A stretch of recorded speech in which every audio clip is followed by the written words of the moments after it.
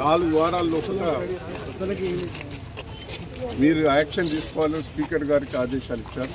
4 వారాలలో తీసుకోకపోతే కోర్టు మేమే తీసుకుంటామని వాళ్ళు క్లియర్గా చెప్పారు.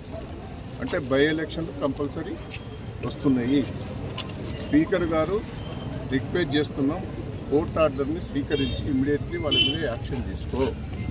ఆ ఎలక్షన్స్లో కూడా మూడు మళ్ళీ బీఆర్ఎస్ టీఆర్ఎస్కి గెలవబోతుంది. 4 వారాల లోపల